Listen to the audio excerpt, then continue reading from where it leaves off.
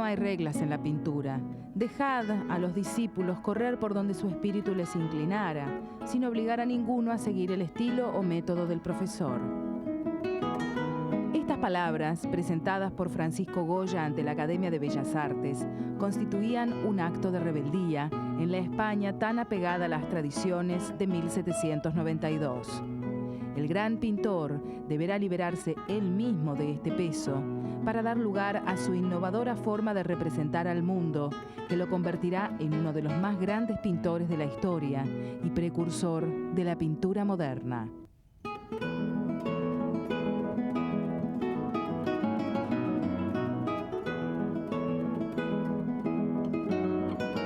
Francisco José Goya nace el 30 de marzo de 1746 en Fuendetodos, una de las tantas humildes aldeas de Aragón cerca de Zaragoza. Campesinos por necesidad, sus padres no olvidan la holgura con que alguna vez han vivido. José Goya, su padre, de oficio dorador, se ha casado con Gracia Lucientes, proveniente de una familia de modestos hidalgos.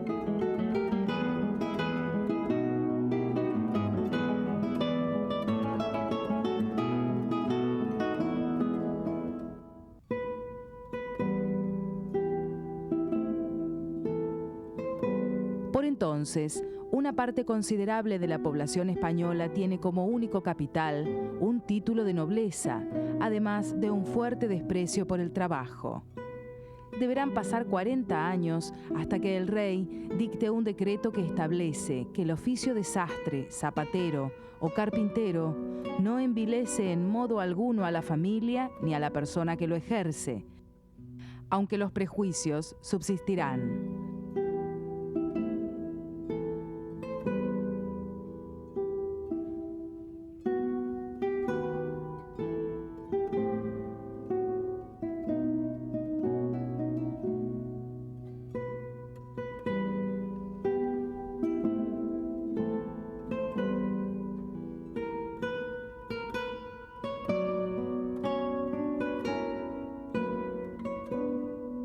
Francisco Goya heredará esta frustración y la ambición de pertenecer a la clase acomodada, sentimientos que lo acompañarán durante toda su vida. No desea terminar como su padre, cuya acta de defunción diría: no testó porque no tenía de qué.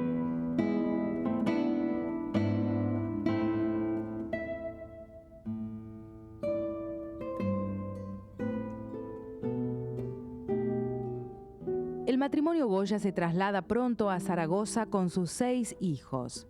Francisco, el cuarto de ellos, aprende a leer y a escribir torpemente en una escuela religiosa. Es allí donde conoce a Martín Zapater, quien será su amigo de por vida, así como testigo de su defectuosa ortografía, a través de una correspondencia que continuará con los años. Su infancia estará poblada también de fantasmas, fábulas y supersticiones.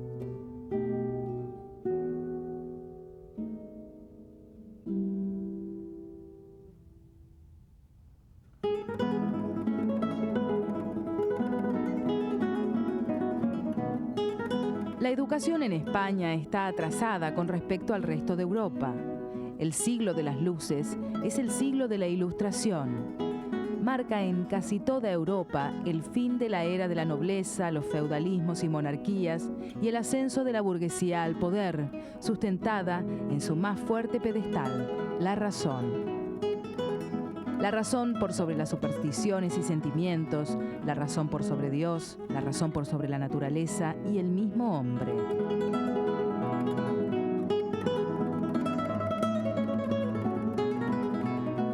Los descubrimientos científicos y el progreso van de la mano de la revolución industrial y los principios de la democracia liberal.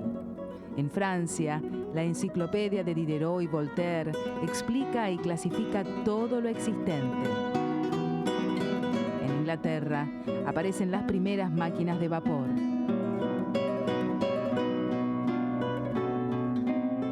La razón ha conquistado hasta los cielos. El globo aerostático de los hermanos Montgolfier, que permite al hombre realizar su sueño de volar, será retratado por el mismo Goya.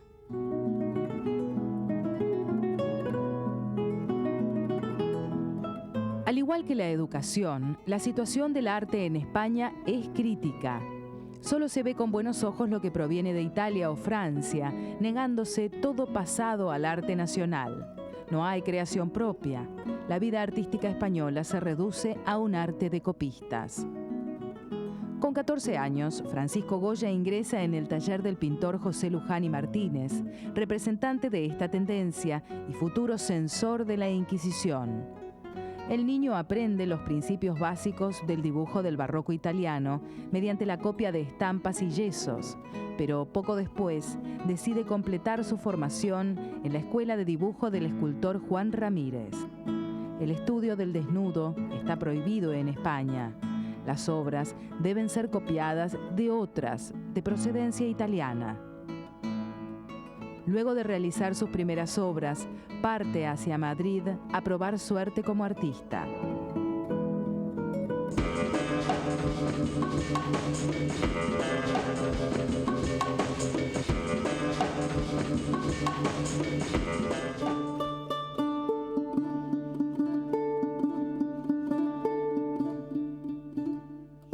Madrid también marcha tras la moda francesa, mientras se convierte en una ciudad moderna. En el mundo del arte, dos tendencias se disputan el poder y ambas están representadas por extranjeros. El rococó es la última y desesperada manifestación estética de una aristocracia que decae. Con figuras pomposas y recargadas, los temas preponderantes son las escenas cortesanas y los retratos, en un estilo sinuoso y dinámico. Aquí sobresale la figura del veneciano Battista Tiepolo.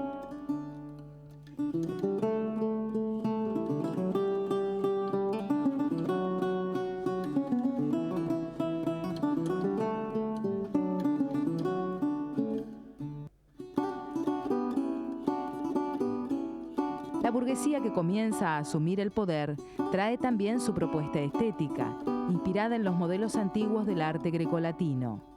Se destacan entre otros el italiano Antonio Rafael Mengs y los españoles Mariano Salvador Maella y los hermanos Valleu, y representa la culminación del academicismo.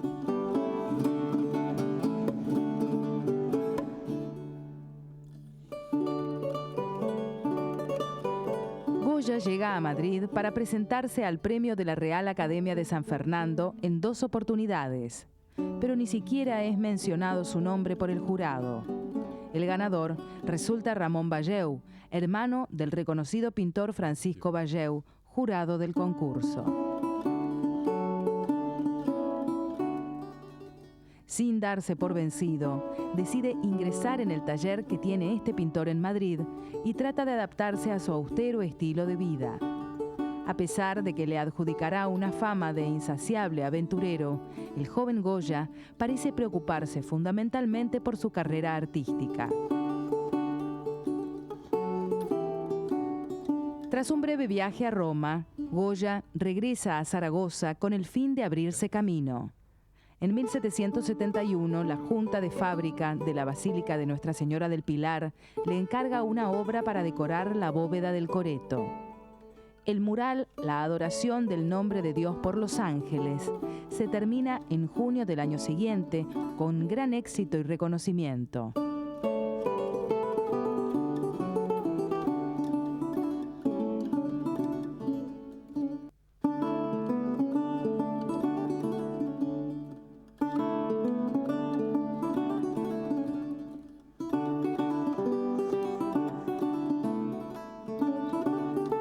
A partir de esa obra surgen otros encargos para el joven, como la decoración del oratorio del Palacio de Sobradiel. Casi a los 30 años, Goya comienza a salir del anonimato.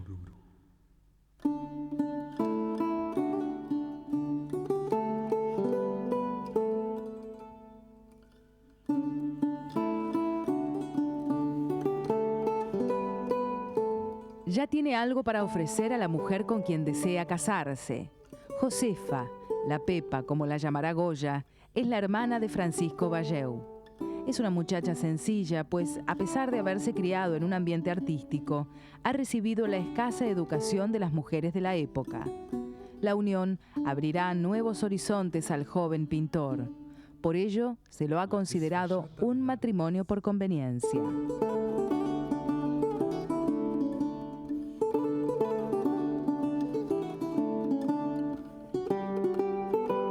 Luego de casarse, se establece en Madrid y por medio de su familia política ingresa al grupo de pintores que realiza los cartones de los tapices en la Real Fábrica de Santa Bárbara.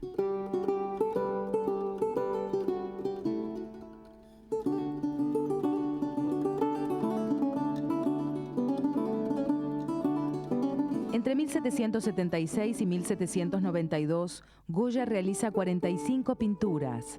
Se muestra más prolífico e imaginativo que sus compañeros y comienza a sobresalir. En los cartones se percibe un dominio cada vez mayor de la técnica, aunque aún no ha nacido el estilo propio del pintor. No tengo más que 12 o 13.000 reales anuales y con todo estoy tan contento como el más feliz, le escribe a su amigo Martín Zapater. Para mi casa no necesito muchos muebles, pues me parece que con una estampa de Nuestra Señora del Pilar, una mesa, 5 sillas, una sartén, una bota y un tiple, un asador y un candil, todo lo demás es superfluo.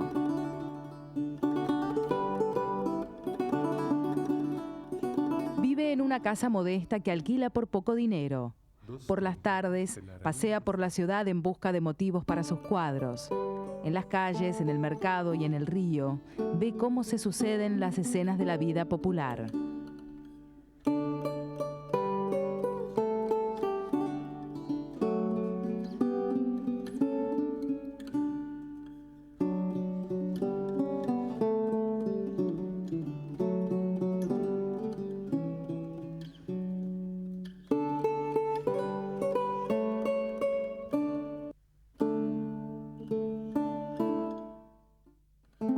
La felicidad de la llegada de su primer hijo no dura mucho.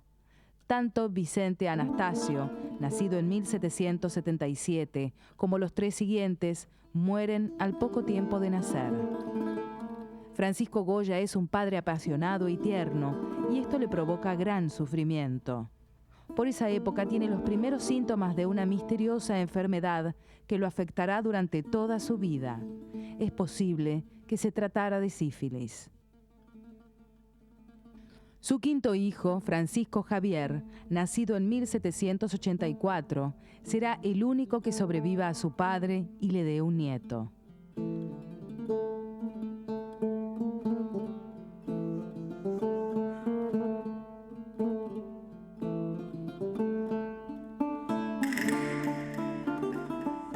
En el año 1777, Francisco Goya recibe un encargo del rey Carlos III. Se trata de reproducir los retratos del gran maestro Velázquez dentro del plan de reconstrucción de las obras maestras de la colección del Palacio. En la obra de este pintor, Goya descubre una nueva inspiración. A pesar de que no es un excelente copista, en las obras aparece su sesgo personal y comienza a interesarse en el ser humano para ser retratado.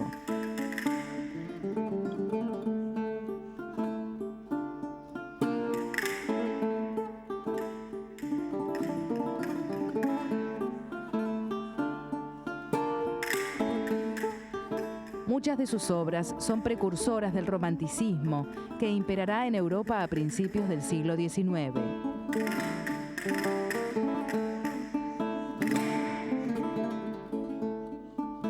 Sus protagonistas son gente sencilla, en cuyos rostros y gestos podrán leerse los sentimientos profundos del autor.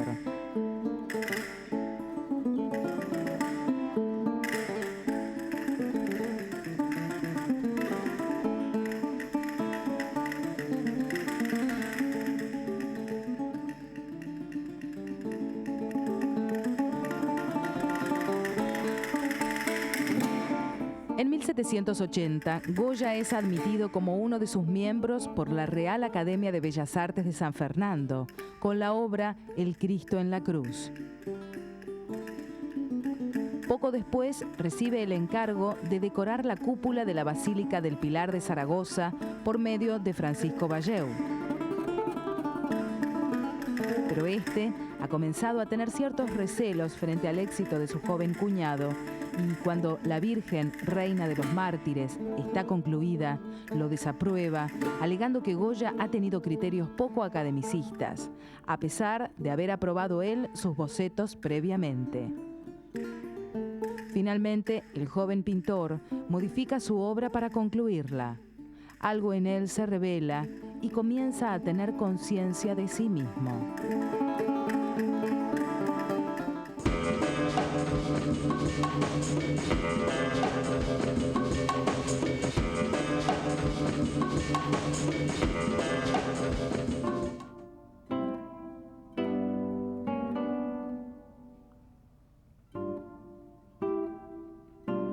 Luego de este incidente, el zaragozano regresa a Madrid abatido. Pídele a la Virgen que me dé más ganas de trabajar. Estoy flaco y no trabajo mucho, escribe a su amigo. Afortunadamente su estado de ánimo cambia pronto.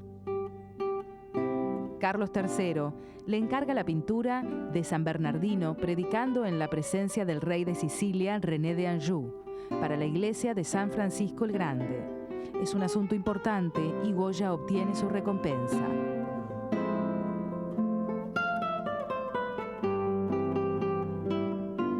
Con el retrato del conde de Floridablanca, cuya petición surge del propio conde don José de Moñino, Francisco Goya inicia una nueva faceta como pintor de retratos. Cientos de personajes de alta alcurnia desfilan por su taller.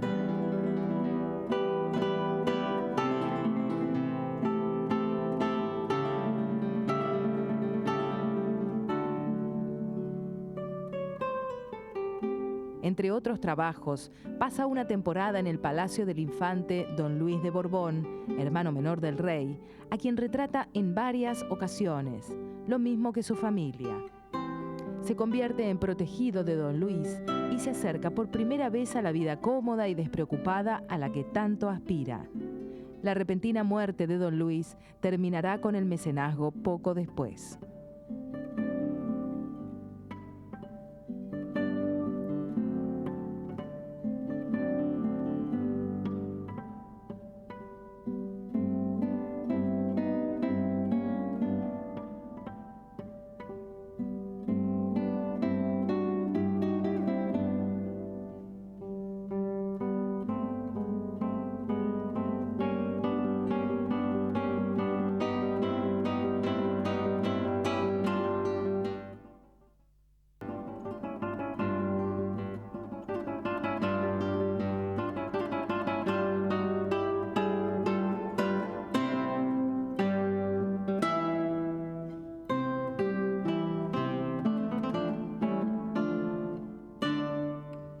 Se convierte en un pintor de moda y comienza a tener ciertas exigencias.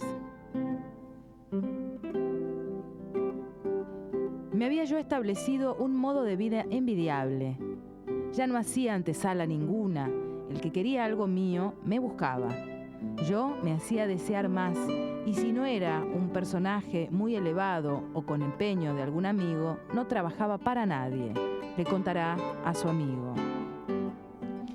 He sabido también que el gran pintor no dibujaba las manos cuando consideraba insuficiente el precio a pagar por el retratado, debido a la dificultad para dibujarlas.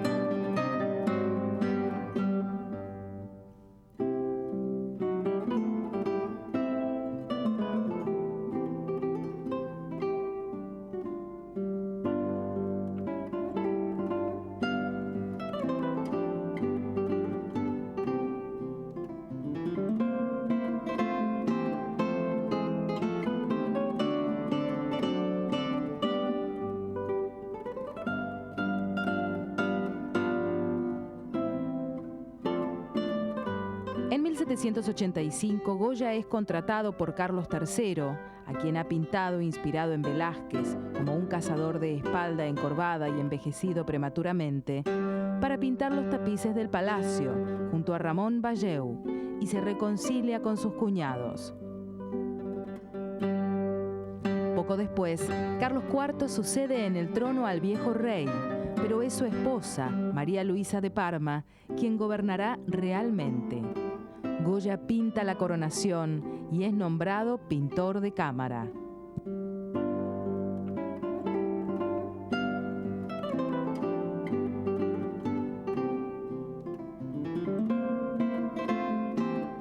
Tres meses más tarde, el 14 de julio de 1789, se produce la toma de la Bastilla en Francia.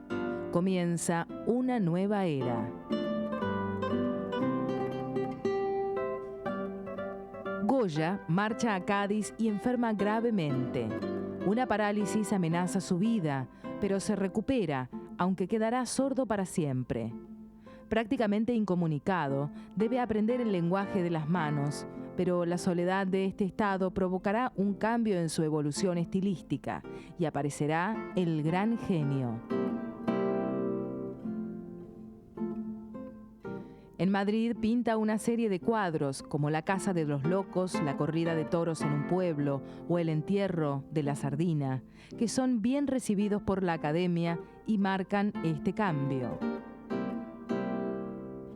Mientras se repone de la enfermedad, Goya conoce a una mujer que marcará su vida y la colmará de leyendas. María del Pilar Teresa Cayetana, o Duquesa de Alba, es una hermosa mujer de 36 años, muy liberal en ideas y comportamiento. El pintor pasa algunos veranos en Sanlúcar de Barrameda, junto a la duquesa, y la retrata en distintas oportunidades.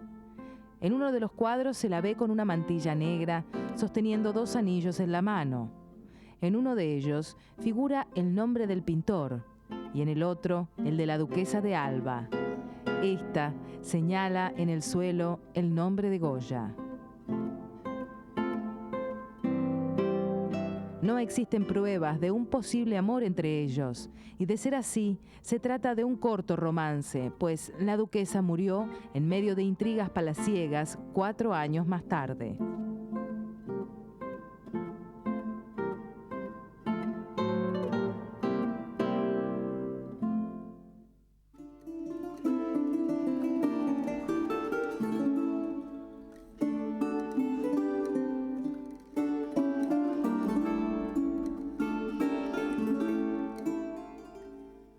En febrero de 1799, Goya termina una serie de 80 grabados que llama Los Caprichos y que presenta para la venta, precedidos por un anuncio.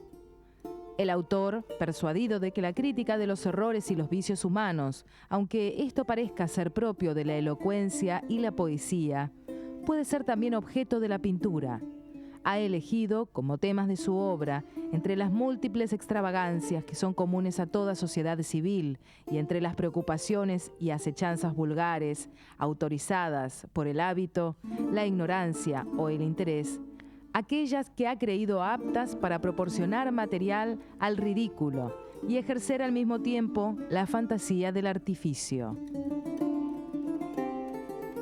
Entre otros personajes, Goya hace referencia en Los Caprichos a la duquesa y la reina y sus relaciones amorosas. Por esta razón, principalmente, la Inquisición manda retirar los grabados. La segunda parte de la serie, realizada algunos años más tarde, retrata el reino de los monstruos que la razón ha engendrado.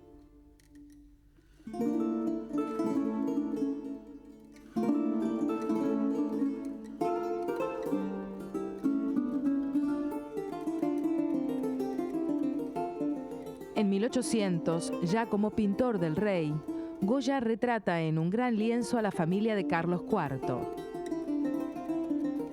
Frente a lo esperado, que se embelleciera a los modelos, el pintor fija el momento con espontaneidad y sin evitar los detalles desagradables y poco reales de los miembros de la familia. Pueden verse las personalidades y las miserias de cada personaje. Él mismo aparece un tanto disimulado, escondido entre las sombras. Dos lienzos que lo harán famoso son pintados por esa época y cientos de teorías se han establecido sobre sus posibles modelos, pero el enigma permanece en la oscuridad. La maja vestida y la maja desnuda son de una belleza inigualable. Por primera vez aparece en el arte el verdadero desnudo moderno, recubierto de sensualidad.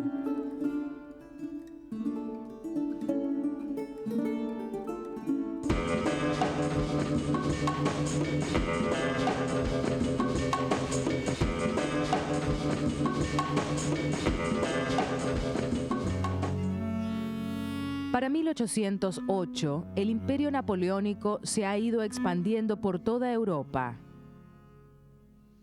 Frente a la amenaza, Carlos IV abdica a favor de su hijo Fernando VII y el 23 de marzo las tropas francesas entran en Madrid.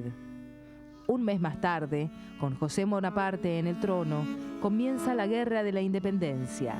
El pueblo español se rebela en la Puerta del Sol contra el invasor y es masacrado por las tropas francesas.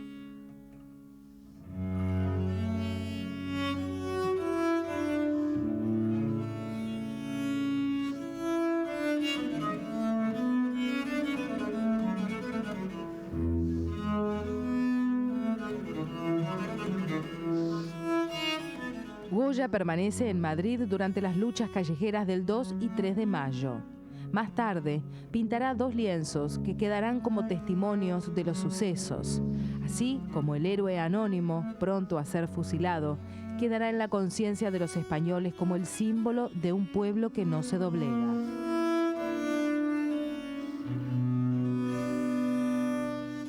Los fusilamientos del 3 de mayo será considerado como el primer cuadro expresionista de la historia. El pintor adquiere un rol inesperado en la contienda. Se convierte en el cronista de la batalla, cuyos horrores serán relatados en los grabados de los desastres de la guerra.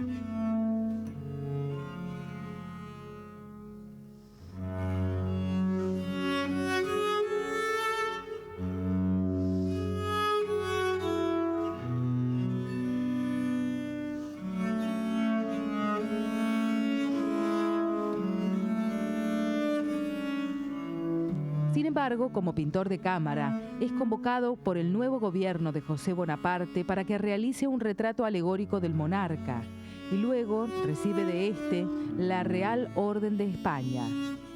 El cuadro de la alegoría de la Villa de Madrid muestra el retrato del soberano dentro de un medallón, mientras una mujer rubia con corona, que representa a Madrid, sujeta una lápida con el escudo de la villa. La obra sufrió, sin embargo, numerosos cambios, según los cambios del gobierno. Tras la batalla de Arapiles, el rey José I huye y su retrato es reemplazado por la palabra Constitución. A su regreso en noviembre, vuelve a aparecer su rostro.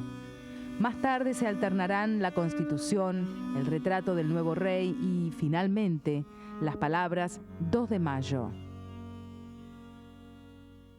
Otro conflicto se plantea en el interior del pintor. Algunos de sus amigos liberales se han adherido a los franceses. Goya también es liberal y sigue al estandarte de la razón iluminista, pero entiende que las matanzas de la guerra nada tienen que ver con esos ideales. Espera un cambio, pero sabe que debe provenir de su pueblo.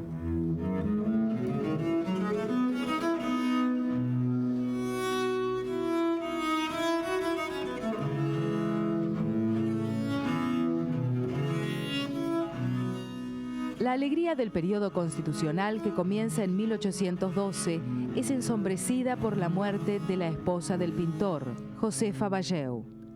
2 años más tarde, el regreso de Fernando VII, el deseado, es acompañado por un pueblo enardecido que grita: «Morirán los liberales y morirá la Constitución, para que vivan el rey Fernando, la patria y la nación».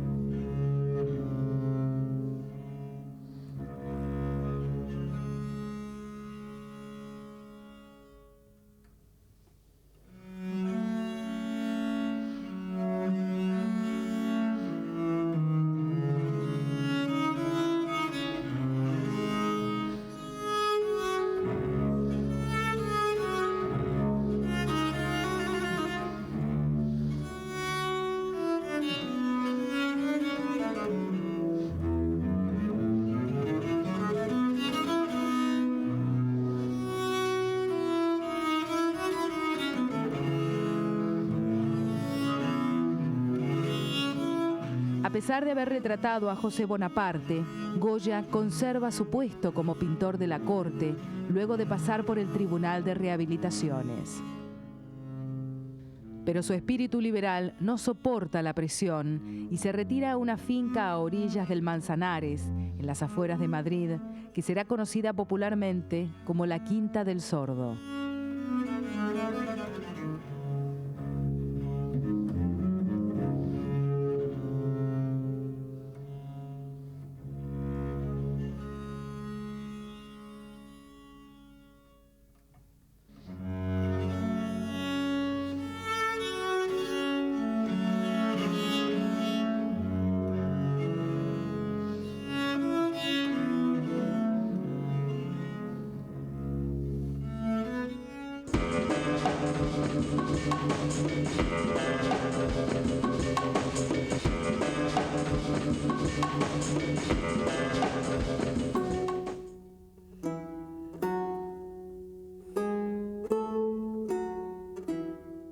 Goya concluye la serie de grabados de la tauromaquia, tema que le ha interesado durante toda su vida, realizando verdaderas instantáneas de las corridas de toros, donde las impresiones se suceden, al igual que las luces y sombras, de una forma muy moderna.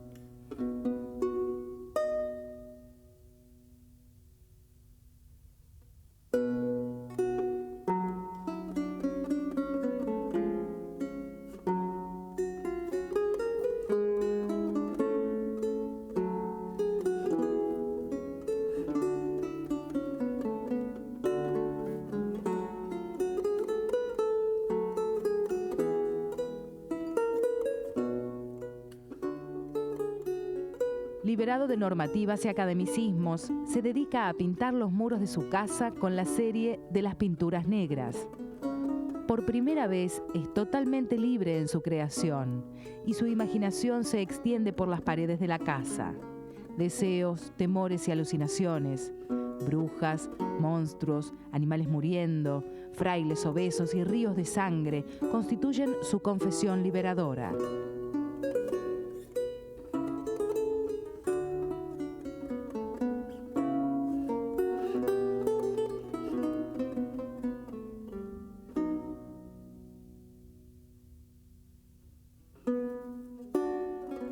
Mostraba preferencia por los cuadros que conservaba en la casa, porque habían sido pintados con entera libertad, según el propio genio, dirá su hijo.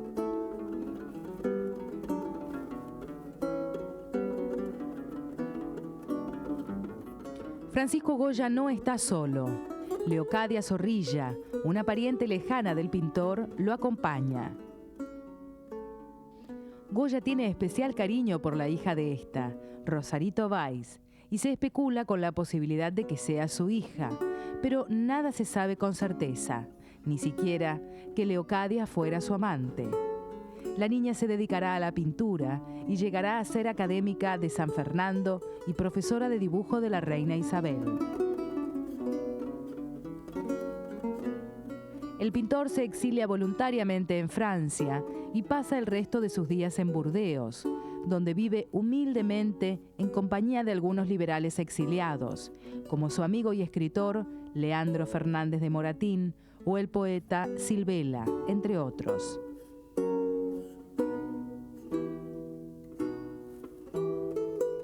A los 80 años continúa pintando a pesar de tener mal pulso y una incipiente ceguera.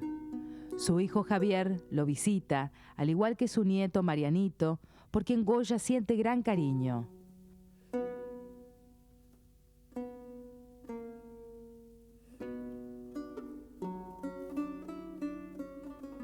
Muchos años atrás, había escrito a su amigo Martín Zapater: «Para 4 días que hemos de vivir en este mundo, es menester vivir a gusto». El genial pintor no ha seguido su propio consejo al pie de la letra, pues las circunstancias de la vida se lo impidieron.